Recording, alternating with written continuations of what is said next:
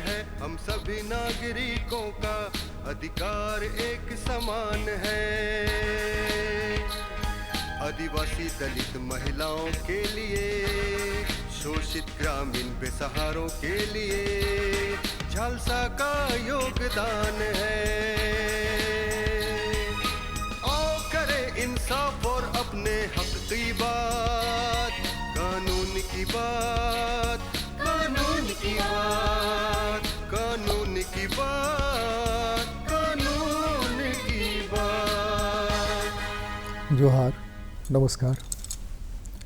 कानून की बात में जब भी हम आपके साथ जुड़ते हैं तो कुछ चीज़ें बार बार दोहराते हैं कि माननीय सर्वोच्च न्यायालय ने विधिक सेवा प्राधिकार की व्यवस्था करके उन तमाम लोगों को जो ये मानते थे कि हमारी पहुंच नहीं है, पैरवी नहीं है, पैसा नहीं है, तो हम न्याय की लड़ाई कैसे लड़ें, उन सब लोगों के लिए निःशुल्क कानूनी सहायता, एडवोकेट और जो भी स्टाम्प ड्यूटी वगैरह खर्च होता है वो सारा खर्च देने की व्यवस्था है। उसके लिए कैटेगराइज किया गया है।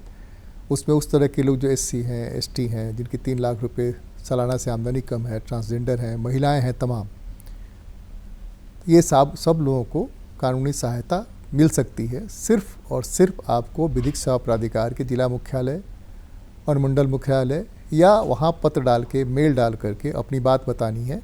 उसके बाद आपको सहायता शुरू हो जाएगी। आज हम बात करेंगे पॉस, कार्यस्थल पर महिला उत्पीड़न के खिलाफ जो कानून है उसके बारे में। कानून की बात में हमारे साथ बात करने के लिए हैं हाई कोर्ट झारखंड के एडवोकेट अल्पना वर्मा जी, जो झालसा में मध्यस्थ भी हैं। स्वागत है आपका। जोहार, नमस्कार। पॉस के ओरिजिन, मैंने कैसे पॉस को लाने की ज़रूरत पड़ी और पॉस का मतलब क्या है?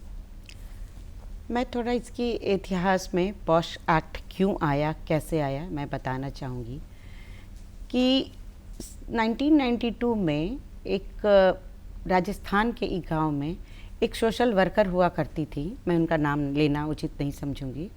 वो गांव-गांव सोशल वर्क में रहती थी। वो एडल्ट एजुकेशन में थी, प्रचार वगैरह करती थी, पढ़ाई लिखाई सबका।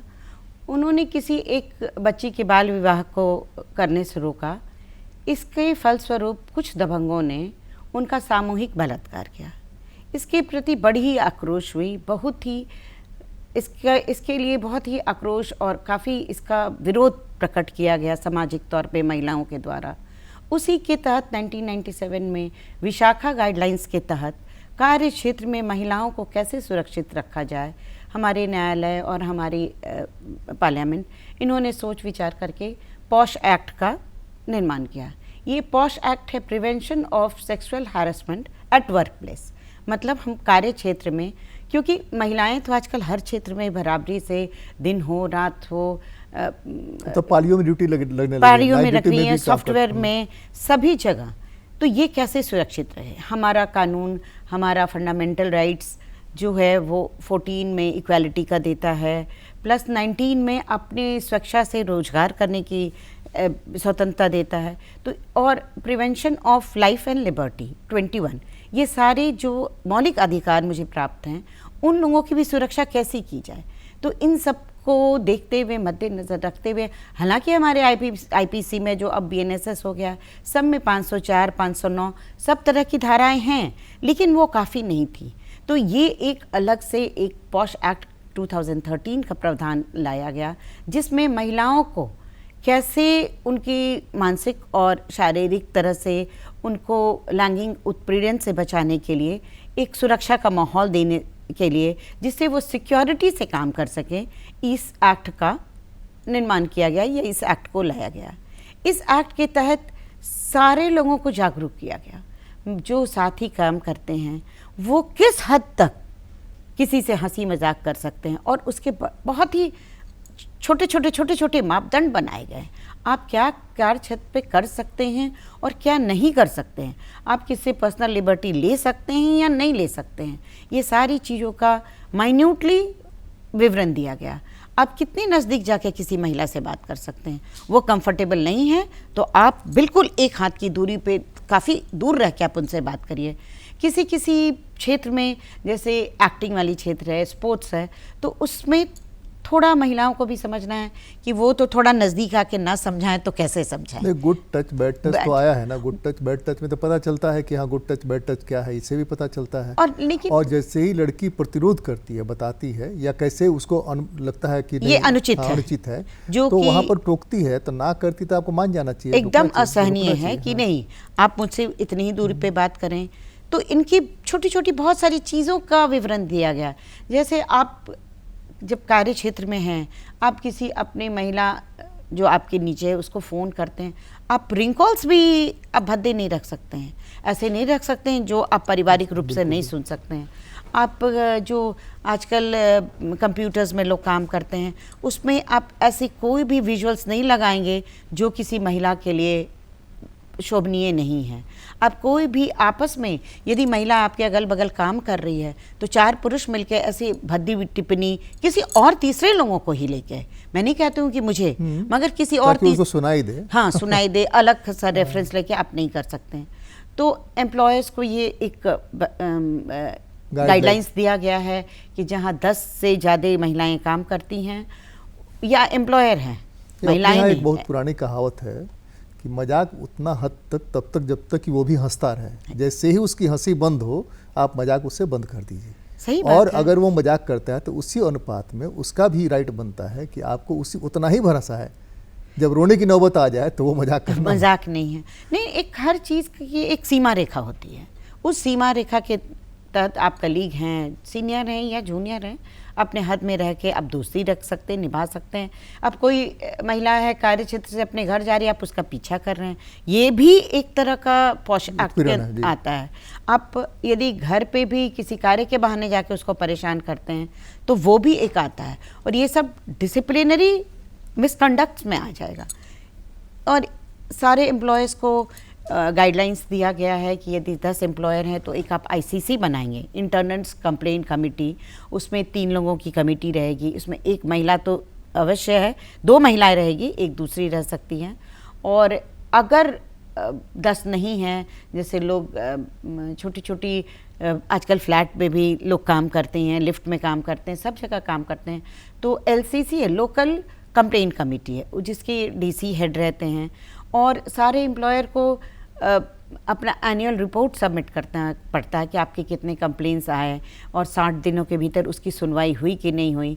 महिलाओं को अपना रिटन कंप्लेंट दर्ज कराना पड़ता है, और अपनी बहुत सारी चीज़ों की गवाही नहीं दी जा सकती है, लेकिन कंप्लेंट कमेटी का ये दायित्व बनता है कि वो अपने तौर पे इसका इन्वेस्टिगेशन करे, और यदि वहाँ पे डिसिप्लिनरी अथॉरिटी और उसके प्रोसीडिंग्स चलती है तो सज़ा वो जो होती है डिसिप्लिनरी अथॉरिटी उसकी तय करती है, और जहाँ नहीं है तो ICC जो होती है, इंटरनल कंप्लेंट्स कमेटी, वही सज़ा उसकी तय कर देती है।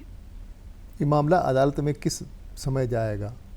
जब ये मामला उस कि ये जो महिलाओं के काम करने का मनरेगा से लेकर के सब जगह आजकल तो सब जगह, एयरफोर्स से लेकर के और तमाम जगह पर महिलाएं, एयरपोर्ट में देख लें, रेलवे में देख लें, छोटी छोटी जगहों पे देख लें, ठेके पे देख लें, रेजा में देख लें, बड़ी से बड़ी जगह और छोटी, आप आजकल तो हर दुकान में, शॉप्स में, सब में महिलाएं काम करती हैं, पेट्रोल पंप पे। ये तो उन लोगों का तो खैर मैं देखती हूँ कि शाम में इन लोग को 7 बजे तक छोड़ देते हैं, वो एक अलग बात है कि वो कितने बजे आते हैं, वो अलग है, लेकिन वहाँ भी उत्पीड़न हो सकता है।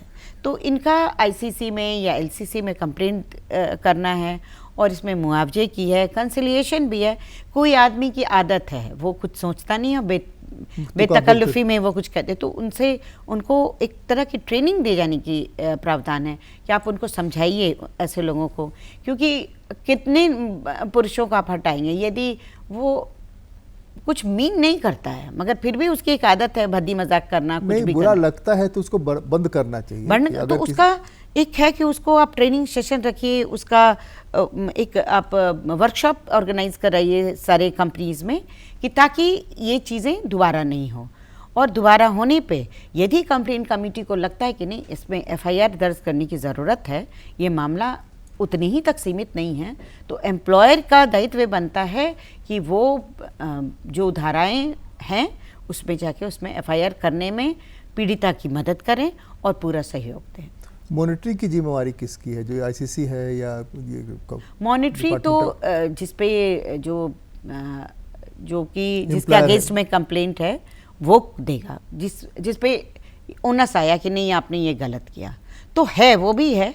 नहीं, हम लोग जहाँ रहते हैं, जिस देश में है, जो सोसाइटी की पूरी चक्रव्यूह है, जो व्यवस्था है, उस व्यवस्था में एक तो महिलाएं वैसे भी डरती हैं। कंप्लेन करने का मतलब कि पहले तो उसी पर आएगा, पहले इज्जत पर सवाल उठेगा कि ऐसी है तभी तो ऐसा हो रहा है। ये पहला उसको भय होता है। वो भय मुक्त होकर के उसने कंप्लेन किया भी, कंप्लेन होने के बाद इंटरटेन नहीं हुआ, इंटरटेन करने में उसके साथ वो हो रही है, तो उसको लगे छोड़ो भाई, अब ऐसा ही होता रहता है, महिला में जन्म लिए हैं, वो महिला जीवन है, तुम्हारी यही कहानी वाला। नहीं तो वो जो आपका मैंने कहा आईसीसी हो चाहे एलसीसी, जो मैंने लोकल कंप्लेंट्स कमेटी जिसके हेड वो डीएम साहब होते हैं, तो आईसीसी में तो 2 महिलाएं रहेंगी, उसमें भी जो एलसीसी है वो एक जानी मानी सोशल वर्कर हो या किसी पद पे हो या ऑर्गेनाइजेशन से जुड़ी हो, ऐसी महिलाओं को मैंडेटरी है कि आप महिलाओं को 2 महिलाएं तो रहेंगी, तो जो महिलाएं हैं तो उनकी तो बात सुनेंगी। और चूंकि मैं महिला हूँ, मैं समझ सकती हूँ कि किस तरह की परेशानी ये बस से जाने के दौरान या लिफ्ट में जाने के दौरान या कभी गलती से किसी से लिफ्ट ले लिया तो उससे होते ही रहता है। हमारे साथ में एक छोटी बच्ची ही मैं कहूँगी आई थी, वो उसने बताया कि मेरे साथ ऐसा हुआ कि वो जहाँ काम कर रही है तो भद्दी गालियाँ बाकी लोगों को दे रहे हैं, जिससे मैं अनकंफर्टेबल हुई। मुझे दूसरे दिन लौटना था, मेरे पास और कोई उपाय नहीं था, तो मैं उन्हीं के गाड़ी से लौटी और उन्होंने इस चीज़ का एक मुद्दा बनाया कि यदि मैंने गलत किया तो ये मेरे साथ क्यों आई। बोली कि मैम मेरे पास और कोई ऑल्टरनेटिव नहीं था। मान लीजिए कि काफ़ी दूर में कहीं जाके वो फील्ड वर्क की कोई महिला कर रही है, वो आने का उसको रास्ता नहीं मालूम है, तो वो जिसके गाड़ी से गई उसी के गाड़ी से तो लौटेगी। लेकिन इस सब चीज़ों में महिलाओं को सामना करना पड़ता है परेशानी। नहीं, ग्रामीण इलाकों में, शहरी का कस्बाई इलाकों में ये तो बहुत ज़्यादा है। मैंने गालियों का मतलब कि बगैर औरत की तो गाली हो ही नहीं सकती है। नहीं तो ये तो गलत है, सुधारने की ज़रूरत है, एक काउंसलिंग की ज़रूरत है। बच्चे भी वैसे देते हैं, बच्चे भी वैसे ही गाली देते हैं जैसे उसके बाबा दादा दे रहे हैं। तो ये तो संस्कार की बात है, ये सोशल फैब्रिक का बात है। घर से हम स्टार्ट करते हैं, घर में यदि हम महिलाओं की इज्जत करना नहीं सीखते, वो लोग यूनिवर्सिटीज में आते हैं या नौकरियों में जाते हैं तो आदत बनी रह जाती है ना। दिक्कत ये है कि उसको सुधार कैसे हो। तो वो जो जड़ जो होता है जैसे ये है ना कि आप बड़े हॉस्पिटल में, बड़े संस्थान में जाइएगा जो प्राइवेट है, तो वहाँ थूक नहीं निकलेगा, इसलिए कि तुरंत पूछवाएगा और फाइन भी करेगा। लेकिन सरकारी अगर है, सार्वजनिक है, तो वहाँ नहीं जरूरत पड़ेगा तब भी आप थूकेंगे। नहीं टेकन फॉर ग्रांटेड रहता है कि यहाँ मेरे साथ क्या हो सकता है, मेरी बड़ी से पूछ है, रसूख वाले हैं, उनसे मेरी मतलब पहचान है। और वहाँ तो प्राइवेट में थोड़ा ये सब मुश्किल है, आपने गलत किया है, आप अपना रास्ता पकड़िए। तो ये जो पॉश एक्ट में भी है, यदि कोई पुरुष बार बार ये गलती कर रहा है या कलीग कर रहा है तो उसका ट्रांसफ़र करने का है। यदि देखा जाए कि महिला कंफर्टेबल नहीं है तो उस महिला का ही उसके अनुसार जहाँ पे आप कंफर्टेबल हैं उनको ट्रांसफ़र कर दिया जाता है। रिटन एपोलॉजी भी लेने की है, उनसे मुआवजा भी देने का है। इस सब से ऊपर टर्मिनेशन का भी है। यदि आपने हद से ज़्यादा किसी चीज़ में बदतमीज़ी की है, ऐसा माहौल बना दिया है कि महिलाएं, जितनी भी महिलाएं हैं वो असुरक्षित महसूस कर रही हैं, तो टर्मिनेशन का भी उसमें प्रावधान दिया गया है। आपकी जानकारी में ये जो मामले जो कोर्ट में पहुंच पाते हैं, तो कोर्ट में क्या पनिशमेंट है इस तरह के मामलों में? कोर्ट में क्या होता है? जो आपका बीएनएसएस में देखिए, ये तो कोर्ट में थोड़ा प्रूफ करना ही मुश्किल हो जाता है। मान लीजिए 1 साल पहले कभी हुआ, वो आदमी ट्रांसफ़र हो गया, अब महिलाएं तो इसको ट्रेस कर ही नहीं पाती हैं। ट्रेस कर भी पाएंगी तो प्रूफ करना जो है ना, वो ये जो टॉर्चर है वो प्रूफ करना बहुत मुश्किल काम होता है। तो देखिए हमारे आईपीसी में बीएनएस में तो सारा पीनल है, या तो 6 महीने का आपको जेल है या 3 महीने का जेल है, या फिर किसी कोई बेलेबल भी है, ऑफेंस होता है।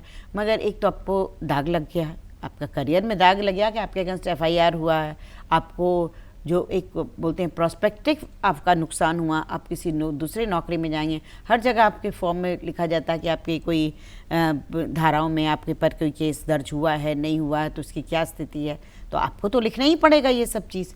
तो मुश्किल हो तो एक बार आप इस मामले में या तो अपने आप को सुधार लीजिए, या फिर यदि फंसते हैं तो आपको निकलना जो एक्यूज है उनको भी बहुत मुश्किल है। इस तरह के मामलों में विधिक सेवा प्राधिकार के जो संस्थान है, ये ऑफिसेज हैं, डीएलएस से है या सब डिविजनल ऑफिस है या झालसा है, डालसा है, वहाँ पर क्या मदद मिल सकती है? अगर उसको लगता है कि हम जहाँ हैं लोकल स्थिति में तो वहाँ हमको मदद नहीं मिल रही है, या हम जहाँ हैं कमेटी बनी हुई उस कमेटी से बहुत मदद मिल रही है, बहुत उम्मीद नहीं की जाती है, तो वैसी स्थिति में वो क्या कर सकते हैं? आईसीसी देखिए, जो इंटरनल कंप्लेंट्स कमेटी में अमूमन ये सोचा जाता है कि वहाँ उसको न्याय मिलेगा। अगर नहीं मिलता है तो आगे वो अपने हिसाब से विभिन्न धाराओं में केस कर सकती हैं, तो वहाँ से उनको वकील की कानूनी सहायता प्राप्त किया जा सकता है। वहाँ से वो इस चीज़ को समझ सकती हैं कि मैं आगे इसकी कानूनी लड़ाई कोर्ट में कैसे लड़ूं। न्याय तो मिलना है, यदि जो न्याय चाह लेता है कि मुझे चाहिए, उसको तो न्याय मिलना है। राजस्थान वाली भी जो बात बता रही है, न्याय तो मिला ही उसको, न्याय तो मिला ही। थोड़ा मतलब देखिए, जो फ्रंट पे आता है, जो पहली बार आता है, उसको तो झेलना पड़ता ही है, लेकिन अंततः तो जीत उसी की हुई। इतना बड़ा रिवॉल्यूशन आया, इतना गाइडलाइंस बना, इतनी सारी चीज़ें हुई, ये हर जगह पे छोटी से छोटी संस्था, बड़ी से बड़ी संस्था में ये आईसी इंटरनल कंप्लेंट्स कमेटी का होना मैंडेटरी हो गया है। हर जगह पे, हमारे कोर्ट्स में भी है और हमारे मतलब हाई कोर्ट में भी हमेशा इसका वर्कशॉप होता है, और सारे एम्प्लॉयज़ को भी ये कहा गया है कि आप वर्कशॉप करिए, लोगों में जागरूकता लाइए। हमारे अब ये जो आज हम लोग यहाँ बैठे हैं, इस गंभीर विषय पे बातचीत करें, ये भी जागरूकता फैलाने वाली बात है। हमारी जो भी बहनें सुन रही हैं, समझ रही हैं, वो उनको सहने की ज़रूरत नहीं है, क्योंकि सहने से क्या होता है, लोगों की आदत बन जाती है, और वो आदत अंत में क्या रूप लेगी, ये हम लोगों की भी कल्पना से परे हो जाता है। और एक चीज़ मैं कहना चाहूँगी कि ये जो मामला है ज़्यादा गंभीर और ज़्यादा मुश्किल तब बन जाता है जब आपका जो एक्यूज़ है वो आपका ही एम्प्लॉयर या आपके इसी ऊंचे पोजीशन पे है, जो आपको धमकी देता है कि आप मेरी बात ना सुने तो मैं आपका डिमोशन कर दूं, आपके पैसे काट लूं। तो इसमें महिला को बड़ी मुश्किल होती, क्योंकि वो आपका ही एम्प्लॉयर है, उसके अगेंस्ट में आपको केस करना एक मुश्किल की बात है। लेकिन कहीं ना कहीं तो दिया जलाना ही पड़ता है, किसी को आगे बढ़ना ही पड़ता है। केस करने में एक और दिक्कत थी ना, दूसरे संस्थान में जाइए तो वहाँ भी उसी पर आरोप आएगा, नहीं इसको नहीं रखना, ये बॉल करती है इसलिए इसको नहीं हो रखना। सकता है। ये तो देखिए, ये सामाजिक संरचना जो है, बना हुआ है, मेंटेलिटी बना हुआ, उसकी हम परेशानी तो होती है, लेकिन जब लड़ना तो पड़ेगा। और जब ये प्रावधान है हमारी कानून व्यवस्था में, हमारे संविधान में हम लोगों को ये सुरक्षा प्रदान की गई है, तो कितनी ऐसा नहीं है कि सिर्फ पीड़िता के ही अगेंस्ट में माहौल बनता है। यदि जो अक्यूज्ड है वो भी कहीं जाएगा और दोबारा ये होगा, तो भी सोच लीजिए कि इसी व्यक्ति पे क्यों बार बार आरोप लगते हैं।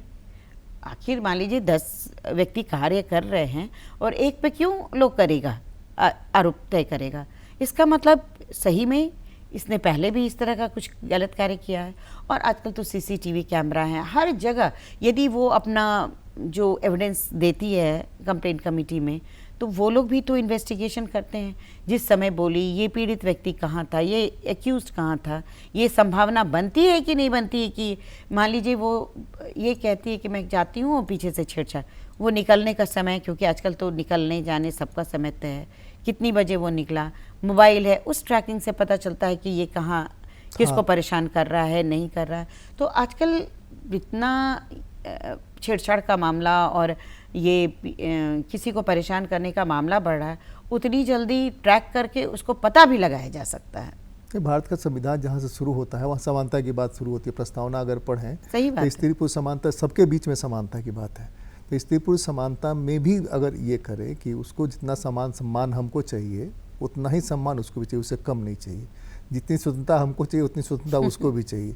ये दोनों को मिला जुला कर चलें तो ऐसे ही घटनाएं कम हो जाएंगी। लेकिन हमारी सोच जो है, पूरा बुनावट जो है समाज का, उसको बदलने की जरूरत है। और हमको लगता है कि निचले स्तर पर, स्कूली स्तर पर अगर इसकी ट्रेनिंग हो, इसको बताया जाए, समझाया जाए बच्चों को।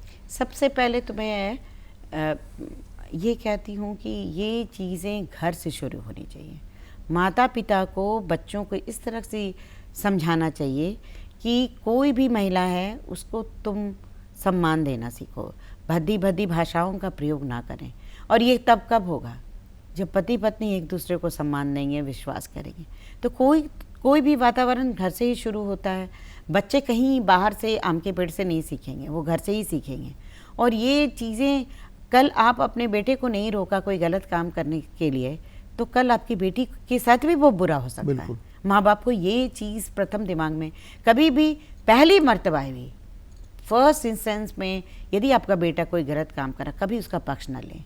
कभी ना कहें कि फलाना की लड़की ही गलत है, मेरा बेटा सही है या मेरा भाई सही है। नहीं, आप ध्यान से देखें और समझाने की ज़रूरत है। आप अपने बच्चों को सबसे पहले समझा सकते हैं कि आपको किस हद तक, किस स्वतंत्रता से और किस सीमा रेखा तक आप किससे व्यवहार कर सकते हैं, क्या व्यवहार कर सकते हैं। और अगले को वो पसंद ना हो तो आप बिल्कुल ही वहीं रुक जाएं और अपनी सोच उसके प्रति बदल लें। नहीं, आमतौर पर जो गांव में, लगभग सभी गांव में जो गालियों का प्रयोग होता है, सामान्य बातचीत में जो प्रयोग होता है, वो प्रयोग में ये सारी चीज़ें बहुत ऑकवर्ड पोजीशन में डाल देता है महिलाओं को। जो भी लड़की वहाँ से सही गुजर है, रही, जो महिला गुजर ये रही चीज़ें है, तो, और वो आदत में शामिल होकर के ऑफिस तक पहुँच जाता है। तो ये नहीं चाहते हुए भी, वो चाहता नहीं है कि हम सुनाए किसी को, लेकिन उसकी आदत में शामिल, तो मुंह से निकल बोलते ही हैं लोग। आप छोटी छोटी जगह पे जाएं, रिक्शा वाला यही भाषा प्रयोग करते हैं, जो कि आपको सुनने में ही अच्छा नहीं लगेगा। लेकिन कितनों को सुधारें, लेकिन प्रयास तो प्रयास है। प्रयास करने से ही एक दिए से दो दिए जलते हैं और आगे। मुझे याद है, एक IPS आई थी नई, तो उन्होंने कहा कि थोड़ा सा रिक्शा पर बैठ कर घूमते हैं। तो रिक्शा वाला शुरू हो गया तान मारना अपना तो उन्होंने कहा कि ठीक है, थाने के पास रुकवाएं, बुलाएं, उसको बुला कर उसको समझाएं कि भाई देखो हम कौन हैं। जब समझाएं तो उसको अब क्या करे, उसको यह समझ में नहीं आ रहा था, उसको यह बात समझ में नहीं आ रही थी कि हमको यहाँ थाने में क्यों बुलाया गया। इसलिए कि सामान्य बोलचाल में, सामान्य बातचीत में उसकी आदत में शामिल था। रिक्शा पर बैठा, तान लेने का मन आया, तान ले लिया। उस सोचा कोई सामान्य महिला होगी तो क्या है भाई, ये भी आनंद लेगी गीत का। जब वहाँ पहुँचा तब उसको लेके ये तुम क्या कि घोर समस्या में मैं फंस के। नहीं, तो आप ये व्यक्ति विशेष को देख के अपनी धारणा ना बदले। ये जो धारणा है सभी महिलाओं के प्रति, हमारे घर में जो काम कर रही हैं उनके भी प्रति, उनके सामने भी पुरुषों को चाहिए कि एक कायदे से व्यवहार करे, ताकि वो अनकंफर्टेबल नहीं हो। वो आपके घर में आपका सहयोग कर रही हैं, आपके काम को आसान बना रही हैं, और आप उनके साथ यही बात समझ में आ जाए तो फिर बात बनने लगेगी। बात बनने लगेगी कि वो आई हैं। आपका पैसे तो एक चीज़ है, मगर वो अपना समय और अपना अब रोज का वो जो कि छोटी सी चीज़ है, झाड़ू पोछा, आपके पास पैसा है कि आप दे रहे हैं, उसके पास नहीं है, इसलिए कि मजबूरी आकर के वो झेल रही है। वो काम जो आपको करना चाहिए था उसको करना और कितना कठिन कार्य है।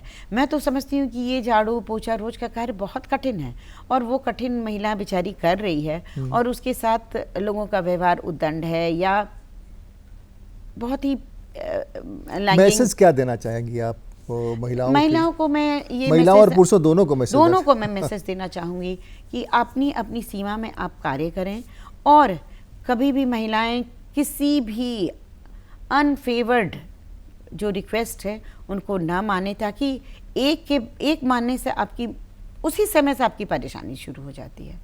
पहली मर्तबा ही आपको प्रोटेस्ट करना है, वो आखिरी पड़ाव तक बात नहीं जाएगी। मैं तो ये कहूँगी, और पुरुषों को कहूँगी कि भाई आपका जीवन एक महिला से शुरू हुआ है।